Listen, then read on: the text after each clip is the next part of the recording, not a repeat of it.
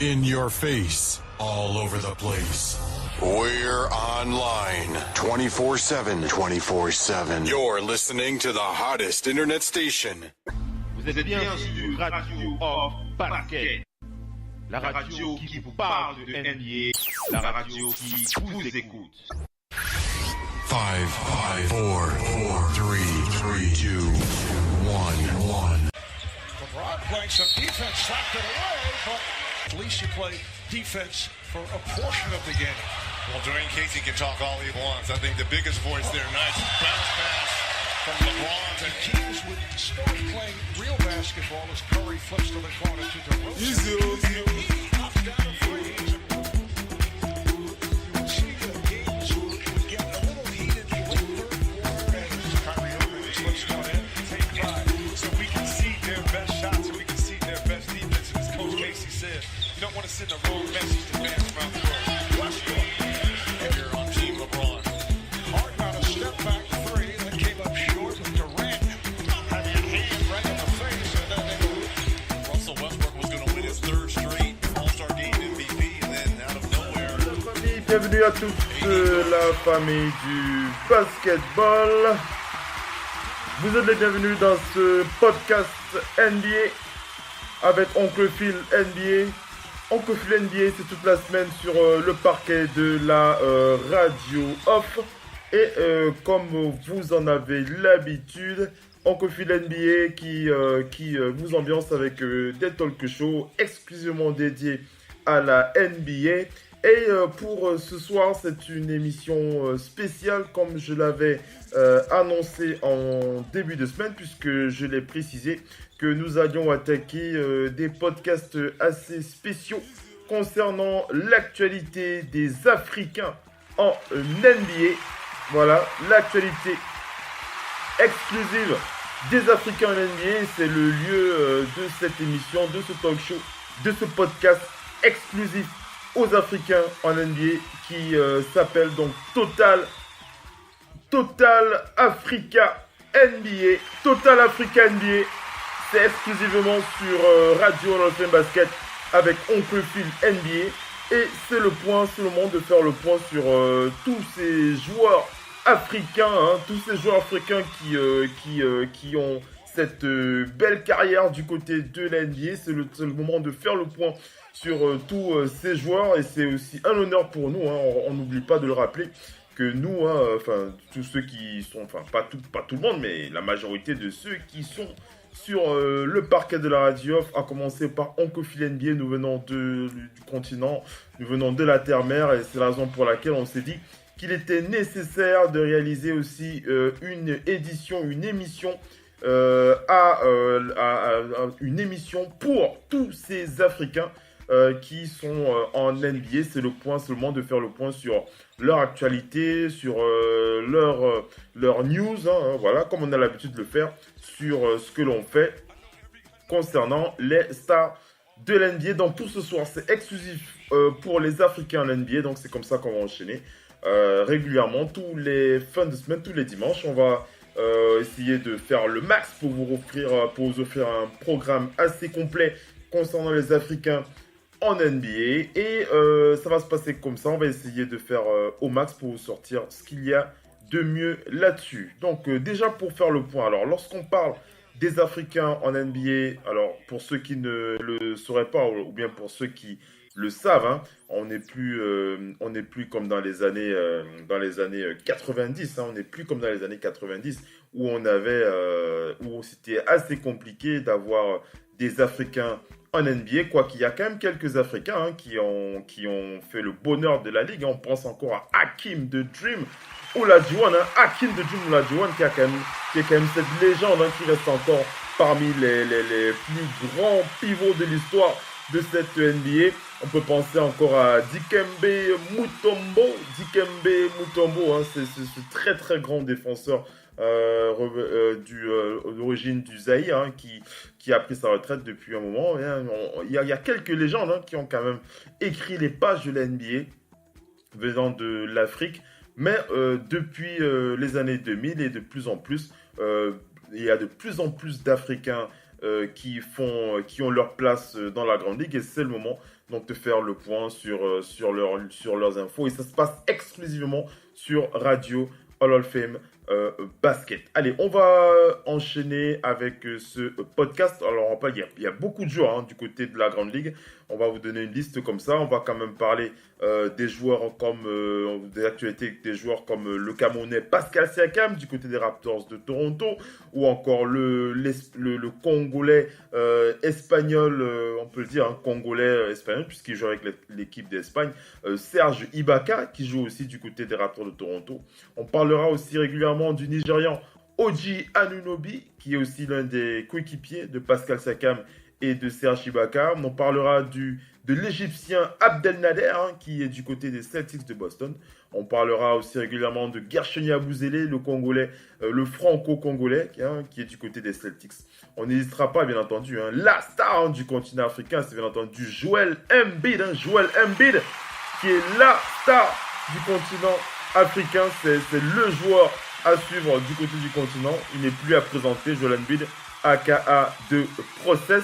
On parlera régulièrement aussi du Nigérian Ike Anigbogu.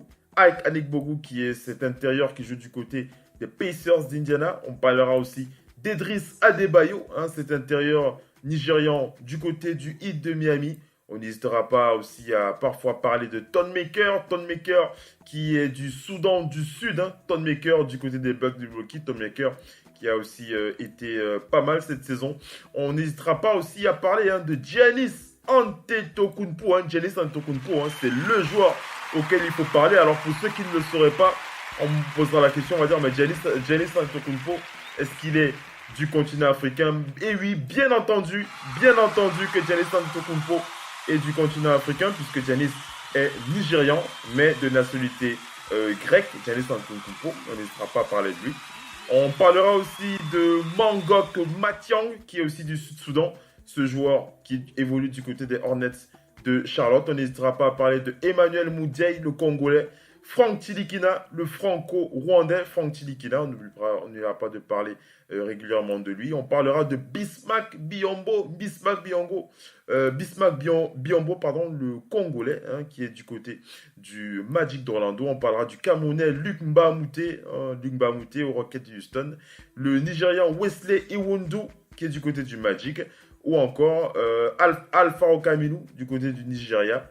On n'oublie pas Tchèque Diallo, l'intérieur malien, qui évolue du côté des Pelicans de la Nouvelle-Orléans. On parlera aussi du pivot, le très respecté Gorgui Dieng, qui est du côté du Sénégal. Le Sénégalais Gorgui Dieng, qui évolue au Timberwolves du Minnesota.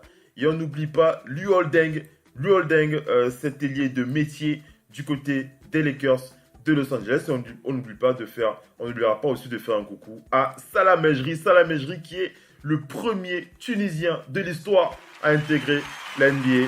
C'est dans quelques instants avec Total NBA Africa. Restez bien connectés. À tout de suite.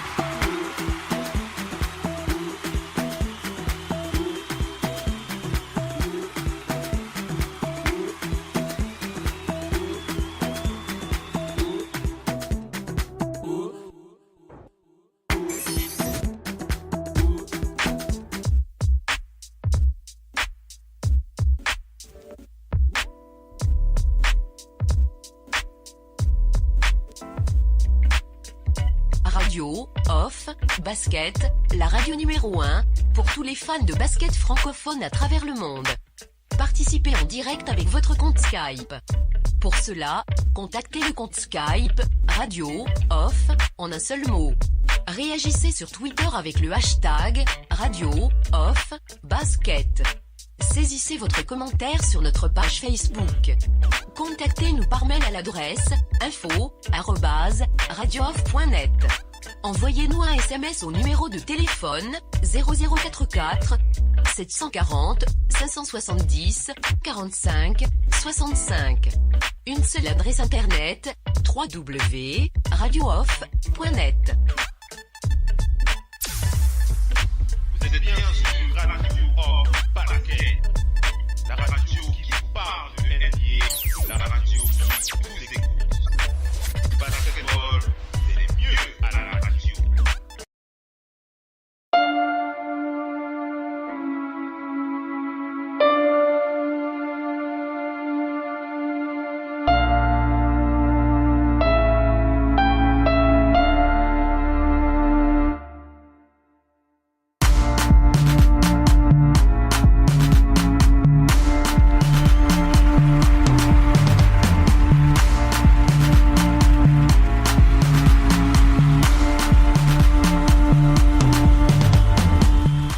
Allez les amis, on enchaîne avec la suite de ce talk show Total Africa NBA.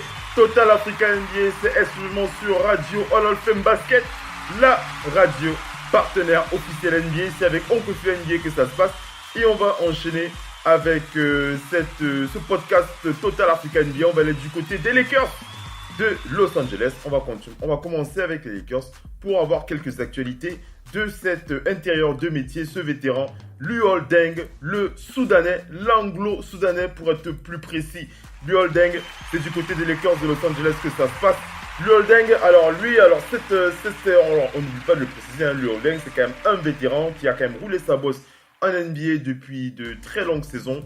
On rappelle seulement que du côté des Lakers de Los Angeles, Luol Deng qui n'a pas eu une véritable saison, en tout cas on va dire que sa meilleure saison ne s'est pas jouée du côté des Lakers de Los Angeles. Luol Deng qui a 33 ans cette année, il a été très très peu utilisé cette saison. On rappelle qu'il a quand même un contrat d'environ 18 millions de dollars et qu'il n'a pas dépassé les 5 matchs cette saison plein, on va dire ça comme ça. Luol Deng qui a été régulièrement mis de côté par Luke Walton, le head coach des Lakers de Los Angeles, qui précisait qu'il n'attendait rien du vétéran Luol Deng, qui est donc dans toutes les rumeurs de transfert actuellement. Luol Deng qui pourrait faire partie d'un package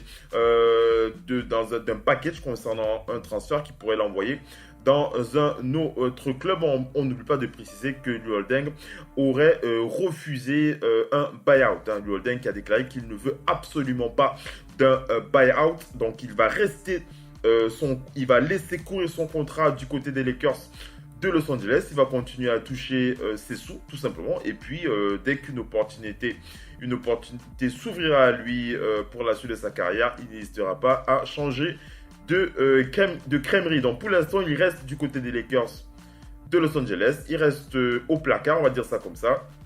C'est assez dommage pour un joueur de la carrière de Luol Deng, l'anglo-soudanais Luol Deng qui a quand même fait beaucoup durant sa carrière. C'est un joueur qui a quand même roulé sa bosse. C'est un joueur de métier qui est capable à apporter à n'importe quelle franchise qui se respecte en NBA. Mais voilà, Luol Deng n'a absolument pas...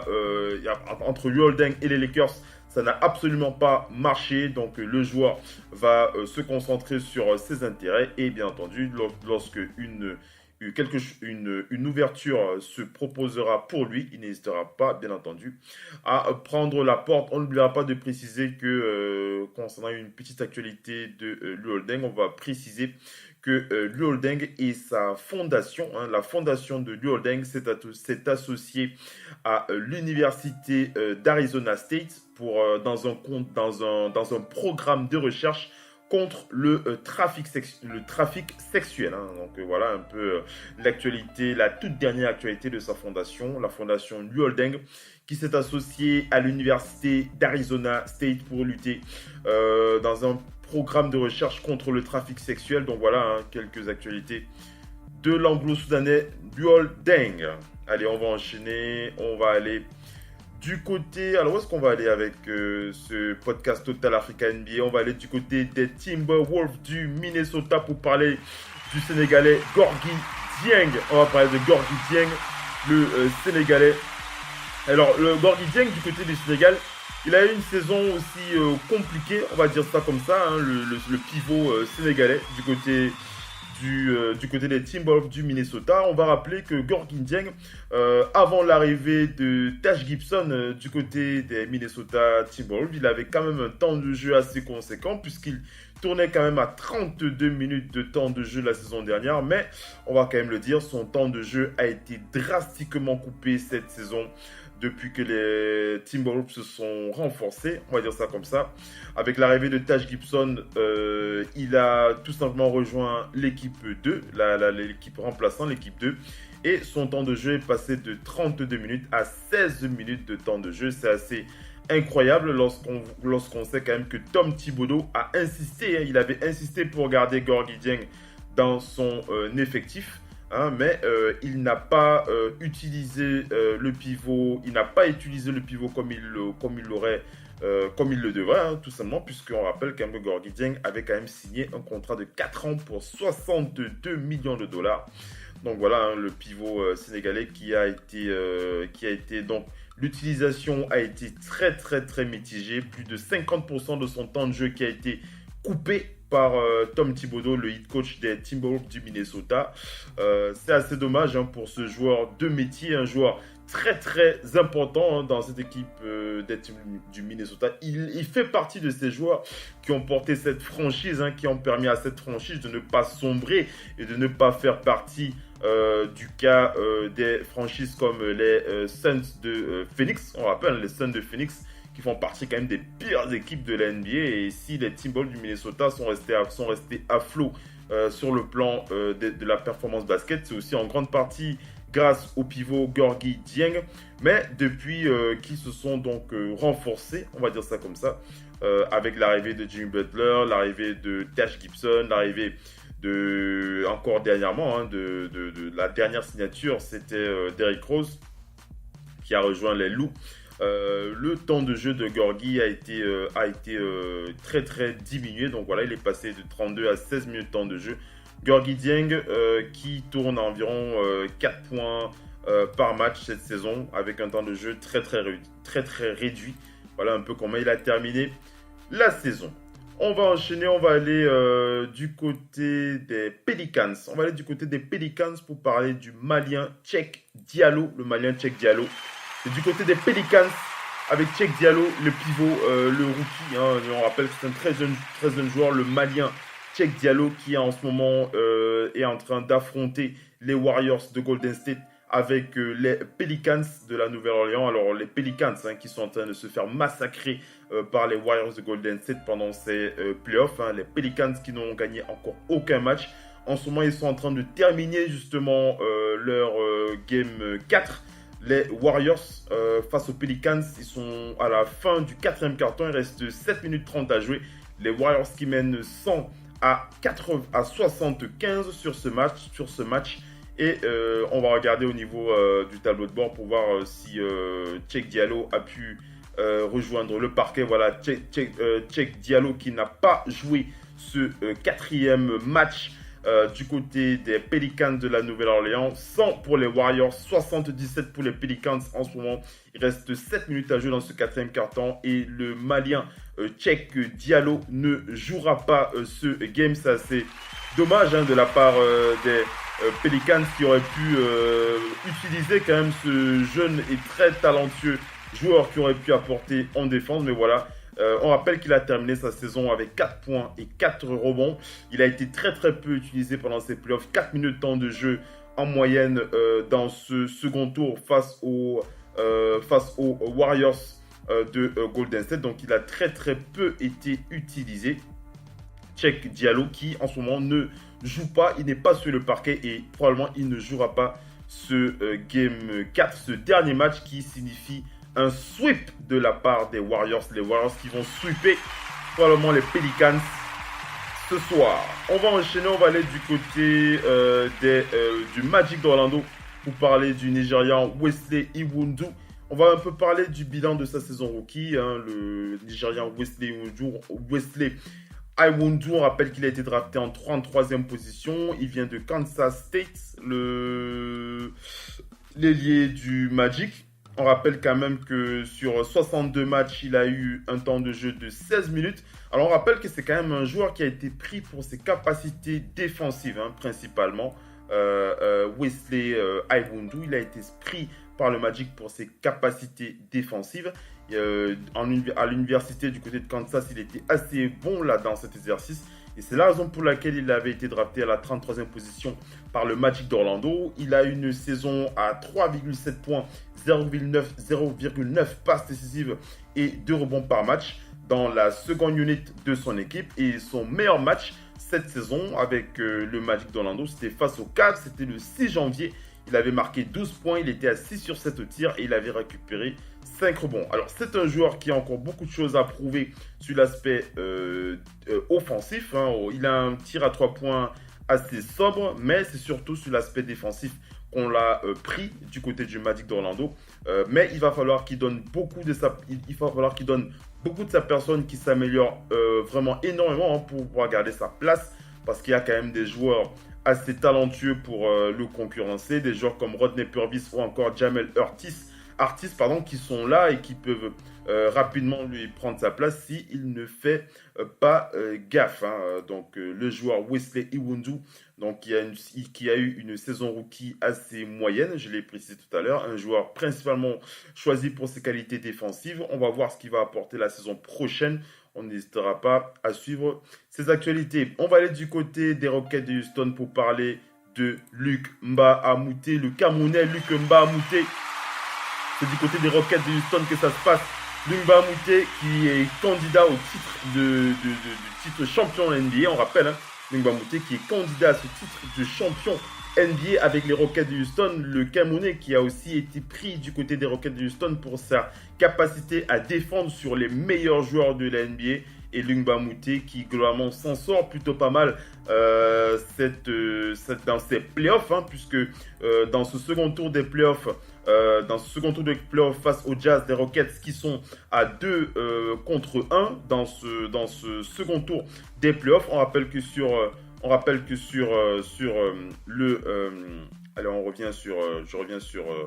me suis pas un petit peu embrouillé là sur la feuille de stats de Luc Mbah a Moute, pour préciser que dans le game 1 face au Jazz Utah, dans une victoire des Rockets, Luc Mbah a Moute a terminé le game avec 21 points, 3 points, 3 rebonds.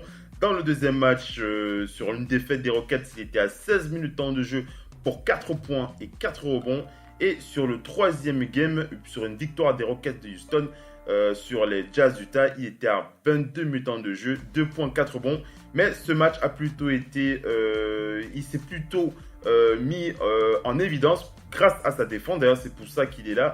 Il a parfaitement défendu sur Donovan Mitchell qui avait terminé le match avec 31 minutes temps de jeu, 10 points, 1 rebond et 3 passes dans ce Game 3 remporté par les Rockets de Houston. On rappelle qu'ils joueront encore ce soir, les Rockets de Houston qui doivent affronter le Jazz Utah dans un Game 4. On verra comment les Rockets de Houston vont pouvoir s'en sortir sur ce match. Allez, on va enchaîner avec ce podcast Total Africa NBA. On va aller... Où est-ce qu'on va aller? On va aller du côté du Magic d'Orlando. On va parler de Bismack Biyombo, le Congolais Bismack Biyombo. Alors, Bismack Biyombo, lui, il a des vacances bien remplies, le Congolais. Il a des vacances très très bien remplies. Il voyage énormément. Alors, la dernière actualité de Bismack Biyombo, c'est que il a lancé une levée de fonds. C'était le 4 mai, donc voilà, c'était avant-hier. Bismack Biyombo qui a lancé une levée de fonds avec son association, avec sa fondation, pour aider les enfants engagés dans les travaux forcés. Bismack Biyombo, on leur envoie un gros big up ce soir. Bismack Biyombo qui a vraiment l'habitude de s'investir comme ça de s'engager, voilà, pour la cause des plus faibles. Bismack Biyombo, il est très très engagé dans ce type d'exercice et voilà, avec sa fondation, il a lancé une levée de fonds le 4 mai, c'était avant-hier, pour aider les enfants engagés dans les travaux forcés. Si vous souhaitez participer à cette action de Bismack Biyombo, alors pour cela c'est très simple, tout ce que vous avez à faire c'est de le contacter sur sa page Facebook, Bismack Biyombo, tout simplement. Vous allez sur sa page Facebook, c'est sur Facebook que ça se passe.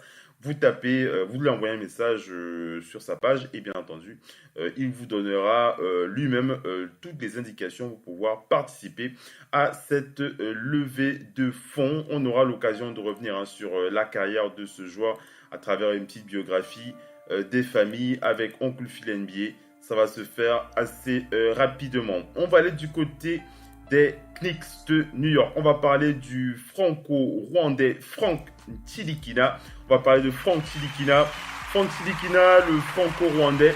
Alors, qu'est-ce qu'on va dire sur lui? On va dire que Frank Ntilikina, alors lui, il était quand même attendu par l'équipe de France cet été.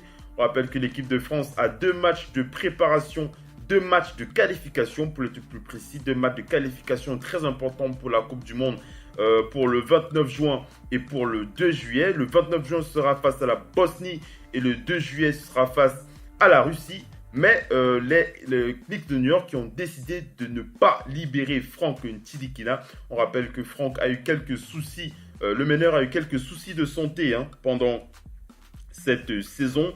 Il a eu quelques soucis de santé, notamment des blessures, quelques blessures. Mais le Français a quand même pu jouer quelques matchs durant cette saison. C'est un joueur particulièrement apprécié par cette franchise des Knicks de New York, qui ne lâcheront pas leurs joueurs pour aller rejoindre l'équipe de France. D'ailleurs, c'est le manager de l'équipe de France, Patrick Beasley. Patrick Beasley qui a déclaré « J'ai vu les dirigeants des Knicks de New York il y a une quinzaine de jours. » Il a déclaré dans l'équipe, il a dit « J'ai vu les dirigeants des Knicks de New York il y a une quinzaine de jours. Ils ont installé un nouveau staff. » On n'oublie pas de préciser que David Fizdale est le nouveau coach des Knicks de New York. Et ils sont très très mobilisés pour construire une équipe à l'occasion de la Summer League qui se jouera à Las Vegas du 6 au 17 juillet. Donc ils n'ont absolument pas envie de voir Frank Ntilikina partir. Frank Ntilikina qui fait partie de cette stratégie de reconstruction des Knicks de New York. On rappelle que Patrick Beasley, le manager général de l'équipe de France, a déclaré qu'il tentera de convaincre les dirigeants des Knicks de le libérer pour le mois de septembre. On rappelle que pendant cette période-là, ce sera le deuxième tour des qualifications de l'équipe de France pour la Coupe du Monde. Donc voilà un peu pour l'actualité de Frank Ntilikina. Et on va parler comme ça de son coéquipier Emmanuel Mundiaye. Emmanuel Mundiaye qui est aussi du côté des Knicks de New York. Emmanuel Mundiaye qui a hâte de jouer avec son nouveau coach David Fizdale. Il lui a envoyé un petit message par l'intermédiaire de son compte Twitter pour le féliciter pour sa nomination. On n'oublie pas de préciser que Emmanuel Mundiaye qui a eu aussi une carrière assez compliquée. Emmanuel Mundiaye, c'est un joueur qui a une carrière assez compliquée à cause des problèmes de blessures. Emmanuel Mundiaye qui a longtemps été blessé. Et Emmanuel Mundiaye qui a aussi cette réputation d'être un joueur qui ne se donne pas suffisamment à fond. Je crois que personnellement, je ne connais pas le joueur, mais je pense aussi que ses performances sont aussi dues au fait de ses problèmes de santé à répétition qui l'ont beaucoup handicapé. D'ailleurs, je vais quand même vous partager une déclaration du coach Hall of Famer des Sixers, l'ex-coach des Sixers de Philadelphie, Larry Brown, qui a dit régulièrement dans les médias que Emmanuel Mundiaye, parce qu'il a coaché ce joueur, il a coaché Emmanuel Mundiaye, et il avait précisé dans les médias que Emmanuel faisait partie des tout meilleurs potentiels de la NBA et qu'il avait vraiment que si ce n'était pas une question concernant ses blessures, Emmanuel Mundiaye avait tout le potentiel pour faire partie des meilleurs meneurs de la NBA. Le coach l'ex-coach Larry Brown qui ne coach plus en NBA. C'est quand même un coach qui est rentré dans la légende de cette ligue. Donc s'il le dit, c'est forcément que ce joueur, Emmanuel Mundiaye, est un joueur qui peut apporter. Il avait déclaré je parle beaucoup à Emmanuel Mundiaye, j'adore vraiment ce gamin. Il a été longtemps blessé. Donc il a été longtemps blessé. Je pense que s'il n'avait pas été longtemps emmerdé par les blessures, s'il avait été dans la meilleure forme de sa vie, Emmanuel Mundiaye, il aurait pu être parmi les top joueurs d'élite de la NBA. Ça, c'est Larry Brown qui le dit. Donc moi personnellement, je continue de croire qu'il peut apporter à cette équipe des Knicks de New York. On rappelle que Emmanuel Mundiaye a rejoint cette équipe des Knicks alors qu'il jouait du côté de la Chine, Emmanuel Mundiaye. On va voir comment les choses vont évoluer pour lui de toutes les façons par la suite. Donc voilà un peu pour l'actualité du Congolais Emmanuel Mundiaye. On va aller du côté des Bucks de Milwaukee pour parler du Nigérian grec, pour le grec plutôt, le Giannis Antetokounmpo. Giannis Antetokounmpo, du côté de la Grèce que ça se passe. Et du côté des Bucks de Milwaukee. Alors, Giannis Antetokounmpo, je crois que vous avez vu son actualité il y a quelques jours. Giannis Antetokounmpo qui a, on rappelle, ils ont été éliminés des playoffs voilà, Giannis au premier tour. On rappelle que, à part les Celtics de Boston, Giannis Antetokounmpo qui a déclaré, alors ça n'a rien à voir avec le basket, mais il a déclaré quand même qu'il souhaitait changer de téléphone puisqu'il est actuellement très déçu par son phone Apple et qu'il a envie de prendre un Samsung. Alors je ne sais pas si vous êtes fan de Apple ou alors de Samsung, vous pouvez lui envoyer un message sur son compte Twitter pour essayer de lui faire comprendre pourquoi est-ce qu'il devrait garder son Apple ou alors pourquoi est-ce qu'il devrait prendre un Samsung. Quoi qu'il en soit, Giannis Antetokounmpo, il veut s'entraîner avec Kobe Bryant, il veut se donner beaucoup plus, il a beaucoup plus d'ambition, Giannis Antetokounmpo. On ne lui pas de préciser qu'il fait quand même partie des candidats à ce titre de MVP de l'année, titre qu'il n'aura probablement pas. Je serais très très surpris de voir Giannis Antetokounmpo avec ce titre de MVP de l'année cette année. Je ne pense pas que ce soit possible pour lui de l'avoir. Mais pour la saison prochaine, Giannis Antetokounmpo qui a bien envie d'avoir ce titre de MVP, en tout cas, et il a envie de travailler avec Kobe Bryant. Pourquoi pas? On va de toute façon rester connecté à son actualité pour voir comment ça va se passer, si ces choses peuvent se faire. On n'oublie pas de préciser que même Kobe Bryant apprécie particulièrement le joueur puisqu'il avait déjà réalisé, il y a encore cette saison, il avait réalisé déjà, on rappelle, Kobe Bryant qui est devenu un spécialiste des analyses de in-game, des analyses où il a la particularité de parler d'un joueur qui lui plaît, de parler de ses forces, de parler de ses faiblesses. Et il avait déjà réalisé un petit documentaire entre 3 et 5 minutes sur Giannis Antetokounmpo. Il avait déjà réalisé ce type de choses. Donc je pense quand même que Kobe est ouvert à cette idée de pouvoir travailler avec Giannis Antetokounmpo. On va voir comment les choses vont pouvoir évoluer pour le Nigérian, le grec, le Nigérian grec, on va dire ça comme ça, pour lui. Donc voilà un peu pour l'actualité des Africains. Allez, on va terminer avec les Camerounais Pascal Siakam et Joel Embiid. Pascal Siakam, le Camerounais, c'est du côté des Raptors de Toronto. Pascal Siakam qui, avec le Nigérian Oji Anunoby, souffre énormément dans ce second tour des playoffs.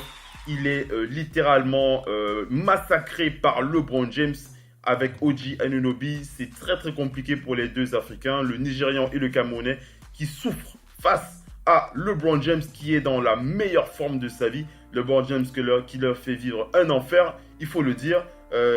Tout simplement, voilà, je prends le cas de Pascal Siakam. Sur le Game 1, il était à 22 minutes de jeu, 11 points, 1 rebond. Tandis que LeBron James était à 26 points, 11 rebonds, 13 passes. Deuxième match, Game 2. Bon, c'est vrai, Pascal n'était pas titulaire. C'est plus Oji Anunoby qui est titulaire face au King James. Mais sur le Game 2, Pascal était à 14 minutes pour 6 points. Et sur le Game 3, il était à 14 minutes pour combien de points? Pour 6 points. Voilà, pour Pascal Siakam. Pascal Siakam, le Camerounais, et Oji Anunoby qui souffrent énormément face à LeBron James. On rappelle que le Game 4 de cette série, qui sera probablement le Game du sweep, je crois qu'ils vont jouer demain pour ce match. On espère que les Raptors vont pouvoir lever la tête. Un autre Africain dans ce second tour des playoffs qui risque une élimination, c'est Joel Embiid de Process. De Process, c'est du côté des Sixers que ça se passe. Joel Embiid qui souffre face aux Celtics de Boston. Joel Embiid qui, sur son premier match, Joel Embiid qui était le meilleur joueur des Sixers sur son premier game face aux Celtics. Il était à 35 minutes de jeu, 31 points, 13 rebonds, 5 passes, avec un plus-minus de -6. Sur le Game 2, les choses ont été beaucoup plus compliquées pour le Camerounais qui était à 37 minutes de jeu. Il était à 20 points, 14 rebonds, 5 passes, avec un plus-minus de -8. Et au Game 3, le dernier match réalisé par les Sixers, il était le meilleur joueur du match avec 22 points, 19 rebonds et 2 passes. On rappelle que les Sixers ont perdu leurs 3 matchs. Sur le Game 1, ils ont perdu sur un score de 101 à 117. Sur le Game 2, ils ont perdu sur un score de 108 à 103. Et sur le Game 3, ils ont perdu sur un score de 101 à 98. Les Sixers qui ont énormément de difficultés à jouer face aux Celtics de Boston. Les Sixers qui vont se faire sweeper s'ils ne lèvent pas la tête sur ce prochain Game 4. Et je vais terminer avec une petite analyse pour essayer d'expliquer pourquoi est-ce que les Celtics de Boston font autant de mal à cette équipe des Sixers de Philadelphie. C'est tout simplement pour plusieurs raisons. La première, c'est que les Celtics de Boston disposent de plus de joueurs capables de créer leur propre shoot. Il faut savoir que lorsque vous avez un joueur d'une classe telle que Jason Tatum, qu'on ne présente plus, Terry Rozier, Al Horford, Marcus Morris, Jaylen Brown, voilà des joueurs, vous avez au moins 5 joueurs du côté des Celtics de Boston qui sont capables de créer leur propre shoot, ce qui n'est pas le cas du côté des Sixers de Philadelphie qui comptent principalement sur Joel Embiid. Il compte aussi de temps en temps sur Dario Saric, mais ce n'est absolument pas suffisant puisque vous avez dû constater que Ben Simmons est une catastrophe, notamment sur l'aspect offensif. Ben Simmons qui a réalisé un match à 1 point encore dernièrement. C'était assez catastrophique de sa part. Dans les Sixers qui ont beaucoup de difficultés à avoir des joueurs suffisamment versatiles pour créer leur propre shoot.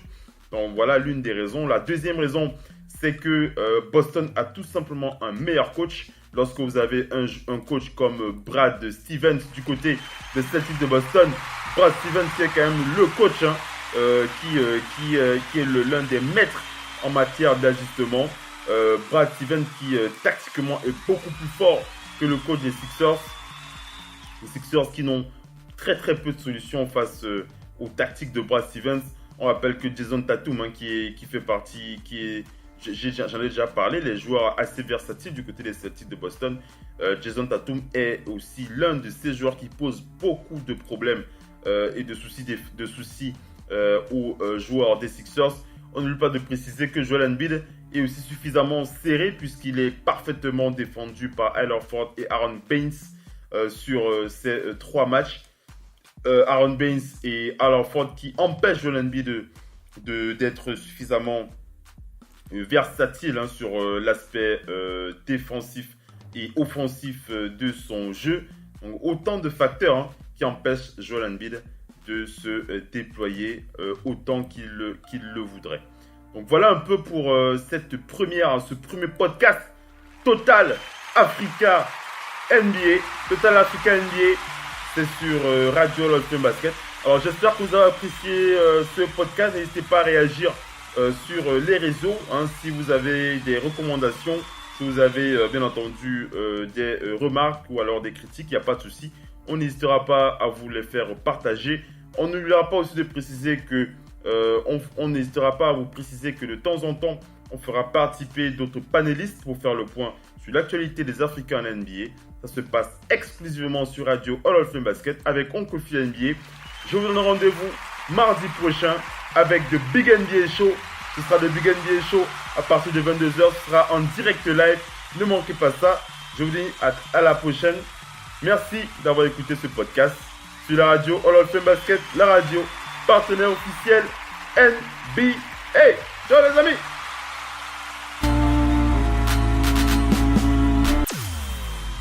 Vous êtes bien sur Radio Off Basket, la radio qui vous parle de NBA, la radio qui vous écoute.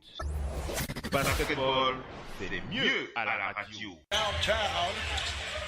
LeBron playing some defense, slapped it away, but at least you play defense for a portion of the game.